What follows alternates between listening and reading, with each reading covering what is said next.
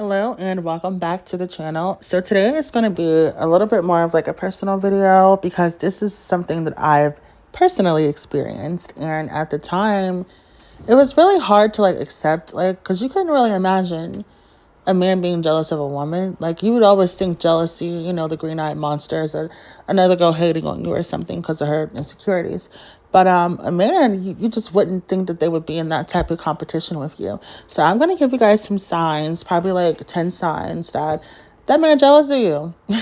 So that's actually the first thing, competing. It really doesn't make any sense for someone to compete with you.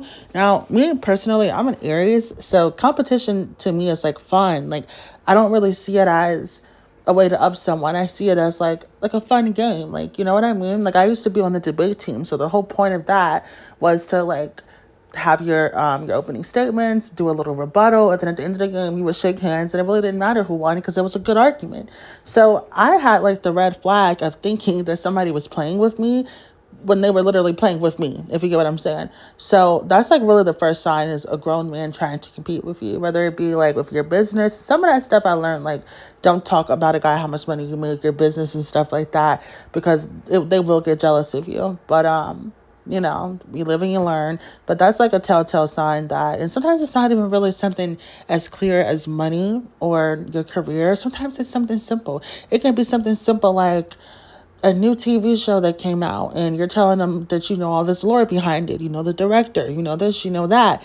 And they'll just act like they already know. Like, you'll tell them some profound shit, and they'll act like they've already heard it, like it's old news, like they already knew. And I used to see that as, oh wow, we're so compatible. Whole time, this person don't got nothing in common with me. They're mirroring me, to figure out what's important to me and how I'm so interesting and what I'm into, and they're not even really into that. So some of that stuff, it can be like your fault, because it's like, you should know when someone's mirroring you. It's one thing if you guys have something in common, but it's another thing if you just want your partner to be an extension of you and not their own person.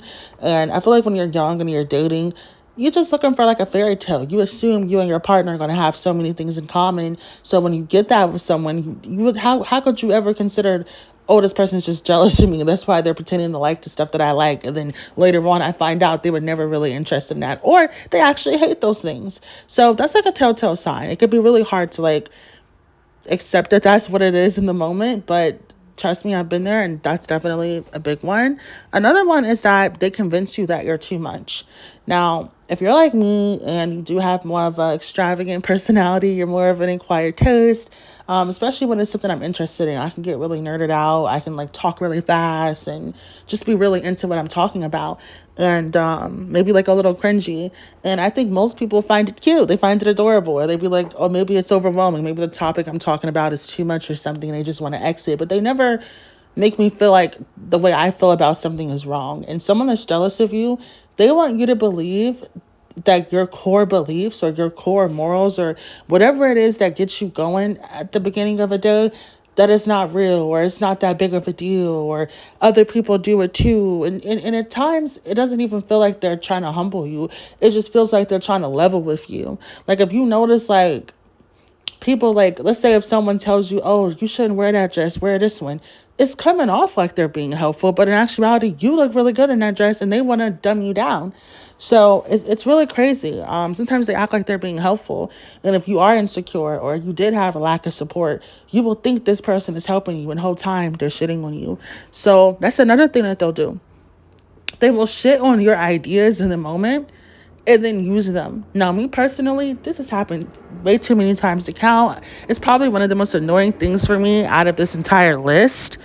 But knowing that someone can, be in a personal space with me, where I feel like opening up to them and letting them know something that's important to me, or something that I figured out. Because me, I like, studying things like theories and philosophies and human nature and psychology and stuff like that. So let's say I come up with an idea. This person will try to talk me out of it. This person will try to convince me that whatever I think, it's the opposite of that. I can go, you know what, apples are really good. And they'll go, but oranges are known to da da da da da. Like, they will just try to shit on everything you believe, and then take all the knowledge they learn from you. Because here you are trying to prove yourself. Like, oh, well, actually, an apple a day keeps the doctor away. Here you are trying to go back and forth. And all the time, this person is taking notes and will take what you taught them and spit it to someone else. So it's something you really got to look out for. Something else that I've noticed is that they will punish in you what they reward in another person. So let's say, I don't know, let's say you're an artist, you're really artistic, you prefer things that, make you feel alive. Like you like to paint, like to party, you like to do things that are like, up an artist alley. But this person is more strategic in life. Maybe they're a lawyer or something like that. So they're more, live day to day, have their shit together type person. They don't really live in the moment. They will convince you that you're just some wild animal and no one acts like you, and you're just you're you're too much. Like you're too much, and they're just tolerating you, and that what you do, no other person in the world would do something like that. Like there's something inherently wrong with you.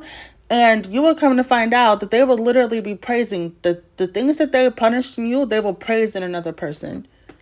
And that's how you know when someone is jealous of you. It's actually like mind boggling because here you are trying to, because you trust this person. This isn't some random person on the side of the road telling you something. This is usually someone you're very close to, and you're believing them and you're considering, their opinion. And the whole time they'll praise that same thing in another motherfucker while they sitting there trying to tell you what's something wrong with you. So this is something I've definitely experienced. And that's another thing too. They will make you feel like there's something inherently wrong with you. Not anything that they can actually point out, but it doesn't matter what it is. Anything that makes you like happy, they'll try to find a way to make it seem like it's not important, or the way you think, your mindset, the way how you come to certain conclusions, they'll make it seem like you don't make sense, like there's something wrong with you, like someone else wouldn't come to the same conclusions you came to given the same information, when it's just simply not true. And when you trust someone and when you're trying to, level with someone and connect with someone, you kind of have to consider their opinions, or it's not a genuine conversation. So here you are listening to it, and the whole time they're just trying to convince you that whatever you think, it's the opposite. They really just want to like get you off your game. You know what I mean? Like, just sometimes people see other people in life and they just want to knock them off a little bit, leave them a little worse than they found them. That's their ultimate goal. So something else I notice is they will admire things about you that later down the line they'll start hating you for and judging you for. Like they'll be like, wow, you're so funny, oh my god, like I've never met a girl like you, most girls don't joke. And then 6 months later, oh, you play too much, da da da, oh, you never take nothing serious, or I don't know, like you'll try to open up with them about something and say, oh, like I laugh when I'm nervous or something, and then now every time you laugh he'll consider you nervous. You know what I mean? Just anything where they'll say they like something, or they understand something, or they relate to you about something, and then they'll use that same thing against you. So it's kind of hard to like notice that. Only you would know that. And a trick that I know some girls do is that they'll lie. They'll lie and say something like, oh, my trauma is people telling me I have a big nose. People used to bully me. And you just lie. That's what I do to men sometimes. I just be lying. Lie and tell them, oh, I got a nose job. And it's because people said my nose was big. So I really don't like when people do that. And if he ever makes a comment about your nose, he hates your guts. He hates your guts but when you tell him something real, you'll be thinking, damn, was he really being rude, or was I being insecure? And you'll overplay it in your head. But if you lie about what it is, it'll be a red flag, because one, it's not emotionally connected to you, so you won't be overthinking it. And two, you'll realize that's the one thing that you said not to play with, and you're playing with it. So that's definitely something you can look out for, a little game you can play. Another thing that they'll do is they'll make sarcastic comments about your success. Now, some of these things you would think would be easy to point out, like especially in a row, but when you're someone who's dealt with imposter syndrome, and maybe you didn't have a strong support system that supported you, maybe they supported you in some ways but not others, and you're with someone who you think gets it, like maybe their family did the same thing to them and you guys relate to that, and then later on and down the line, they start to like resent you. They resent you. Like once upon a time, all the things that you wanted to do were just dreams, and they had dreams too. But when their life isn't moving the way your life is moving, and your dreams are becoming realities, and you do what you said you was going to do, and they can't keep up, they resent you. So that's also something you got to look out for. Yeah, and another thing that I've noticed is that they will sabotage things that are important. Or if you say, like, let's say if it's something like you just need support in a certain area, whether it's money, whether it's like you need the house to be quiet because you're studying, you're in school, they will do things And it's such in a covert way where you think it's you doing it. Like, they will do things like, look, we've all heard the thing where, let's say a man cheating on a woman, and he'll start an argument with her just so she can kick him out, just so he can go to the other girl house, so she don't have to ask, where were you last night? You didn't come home because you kicked me out. You know what I mean? So if they'll play some shit like that where, you think it's just you, like, oh, let's say if I have a big day tomorrow, I have a test tomorrow. Of course, I'm going to be a little anxious. Of course, I'm going to be a little, standoffish because I'm nervous. So you'll make me think I'm taking it out on you. But the whole time, you're purposely nagging me. You're purposely provoking me because you're jealous of me. And when you're in a type of headspace where you're expecting someone to support you, it's really hard to accept that that's what's happening.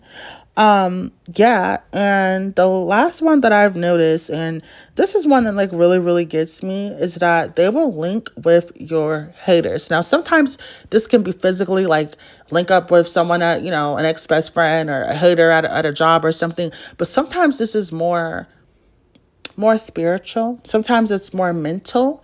And let's say you had a childhood bully who, I don't know, maybe they just said some shit that really hurt. Maybe you're a painter and they said your painting was ugly. So even though you're a good painter, and because of that, you went hard, and now you're probably better than anyone else in your painting class, there's something still inside you saying, it's not that good, it's missing something, all because somebody says something. This person might not even be aware that happened to you, but they are scanning your body language, scanning your apartment, scanning when you introduce them to your friends. Where are you in the friend group hierarchy? Are you the girl that, orchestrates everything and you're the one that decides where everyone's going to meet up? Or are you the plus one and these girls don't really fuck with you like that? Like, they are scanning you and your life for clinks in the armor, ways that they can get in. And this person jealous of you might not even know that person said a specific thing that hurt you in school that you still think about. But they'll know somehow that you have that insecurity, and they will lean on it, and they will become like your mother that never believed in you, the bully that always bullied you, that one teacher that you thought supported you, but they always say that one thing to make you feel like you're not really that good. Like, they will know the little pieces in you that you're not sure about and you're not confident about, and they will push it. And they don't even know that your mother didn't support you, or maybe your father wasn't there for you. Maybe, I don't know, maybe the kids in the neighborhood never let you play ball with them. They will know that, and they will use that against you. So let's say the kids never invited you to play in the park and stuff. Maybe you was the loner kid, but you're in a big friend group now. He will use the same tactic that, made you feel bad about yourself, and you didn't even tell him about that, because it's like when someone's looking for something, they're going to find it. And when you meet someone, you think that you're connecting with this person, and you're opening up with them, you're trauma dumping on them, and the whole time they're taking notes, So this is something like really big, and this person will step into the same row of the people that made you feel insecure, and you don't even really got to tell them about it because they're looking for it. So that's something huge. That's something where it's like, for example, I know stories where like this one guy, he was telling me that his brother ran off with his ex-fiance, and I was asking him questions like, well, did you and your brother argue? Was y'all always in competition? Did y'all grow up together? Like, what's the tea? Why would your brother run off with your girl? And it was exactly what I thought it was. Basically, they never really hated each other, but there was always some underlining competition. And it started long before they were born, because I guess they had like maybe two different fathers and they were like half siblings or whatever. But in the Black community, we still siblings. Some of our mothers got different baby daddies or whatever. But the competition was more so one mother liked one baby father more than the other one. One baby father would bring toys for Christmas, the other one didn't. One baby father would take them to football class, the other one didn't. So one boy already got treated different than the other one. And there was always some underlying sense of competition. So 20, 30 years later, every time you bring a girl around, I don't think the girl was even like a hoe or nothing like that. I don't even think she was choosed or nothing like that. But let's say if you're a nice guy, you're a smart guy, but the girl, you ever date a guy and you feel like something's missing, like you like him, but something's missing, and you meet his friend group and you realize he's not the leader in the friend group? Have y'all ever experienced that? So sometimes it's like, people can already know your insecurities before you do. And this is where situations like that link up, where even I've heard stories, even on TikTok, it's going right now, where the mom is messing with the daughter's boyfriend, half her age. You think that just happened out of nowhere? No, she was always constantly in competition with her. And that nigga probably hated her. So when he realized her own mother hates her too, they linked up. So you really got to be careful with stuff like that. That's how you know when someone's jealous of you, whether it's a man or a woman. These things, they do it so covertly. They do it so sneakily where if it's not back to back, you'll really never notice. So that's why I wanted to make this video, so you can just be, on the guard for that, because nobody was there to explain this type of stuff to me until it was too late. So I just wanted to give you guys a heads up. I hope you enjoyed this video. Thank you and have a beautiful day.